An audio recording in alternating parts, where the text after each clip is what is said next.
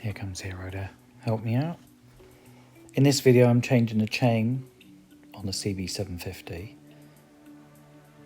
and it's part of preventive maintenance. The motorcycle's done 1200 miles, it's supposed to be serviced every 1500 miles, and I had a problem when I went to Thruxton with cylinder 3 misfire. So Debbie and I are going down the A380 towards Thruxton. I ended up on 3 cylinders and then backfiring. Turned out it's corrosion in one of the HT leads. Lots of popping and banging. I've got some new coil packs for it, and the reason I couldn't just change the HT leads was because the HT leads are part of the coil packs. Also, I've noticed that I've gotten my money's worth out of this chain. It's a 630 chain. Now, most CB750s are 520s, but this one's been converted at some point. And I'm having to do a voiceover because I had some audio issues with this video. This was some really bad advice that I got off of a forum, which is to put the spanner in and then allow the chain, once rotated, so put it into gear and allow the chain to... It was a really stupid idea. I'm not going to do that ever again.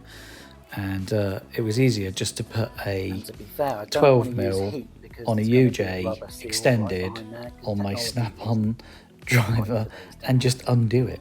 It just made better sense. It was so much safer as well. I did have to lean on the engine casing just slightly with the UJ, but it got the job done. There we go, look at that undoing. Yes. By today's standards, this is archaic because it's 45 years old technology. I can't believe that my front sprocket is held on by a 12mm bolt, but it is. I just got to live with it.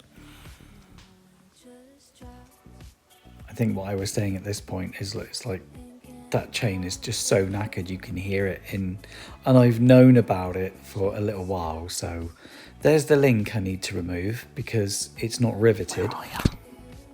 So it has a little removable link because it's a low power bike. That's the beauty. And what I'm going to do now I just got to tease is it I'm going off. to push it off with a screwdriver. So I put the bike in first gear. I'm going to use that screwdriver there, and I'm going to tap on one of the little lugs there with a hammer, and it's going to push that up. And you can see I've already made some progress there, and then I can just use a pin or something to remove it completely. But I just wanted to show you what it looks like when you give it a little tap with a hammer.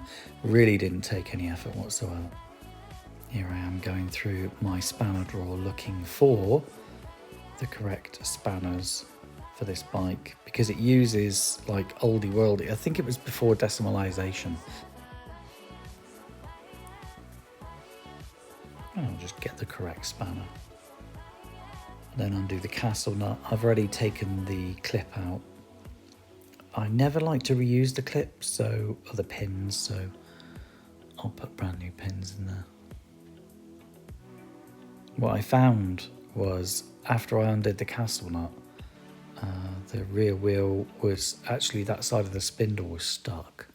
So I'm just grabbing, I think that's a 12mm there, and I'm just cracking off the adjusters. You see they take a little bit of a effort.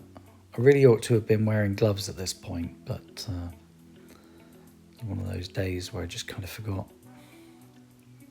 So I'm loosening everything off because I actually need the spindle to move forwards. With the new chain being new and the old chain being old and slack, I need the entire wheel to move forward before I even contemplate fitting a new chain.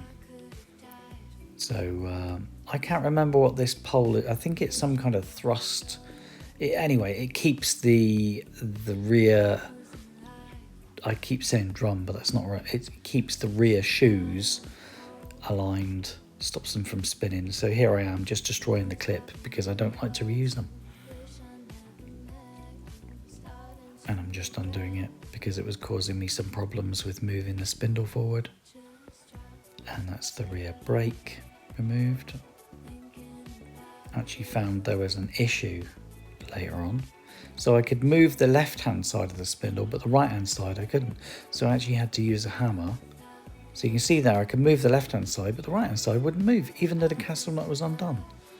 How annoying. So I just gave it a gentle tap with the hammer just there without damaging threads, just a tap just to get it moving, and then I got some movement. Hero was watching, wondering why his dad was taking so long. Oh yeah, check out the O-rings. Wow, that chain has had it, eh? And you'll say, Alex, you should look after your bikes a little bit better, but I do. These are kind of throwbacks from its previous life, and I just haven't got around to doing a chain. So here I am doing it. It's important that I do it on my own. I don't want any help because I don't want my fingers getting caught between the chain and the sprockets. And it sure feels good to remove that crusty old chain from this motorcycle. That chain has had it. Time to get this 12 out.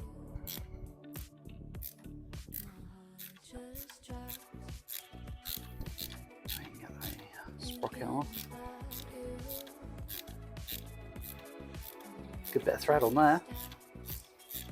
Oh, wait there, wait there. Lovely.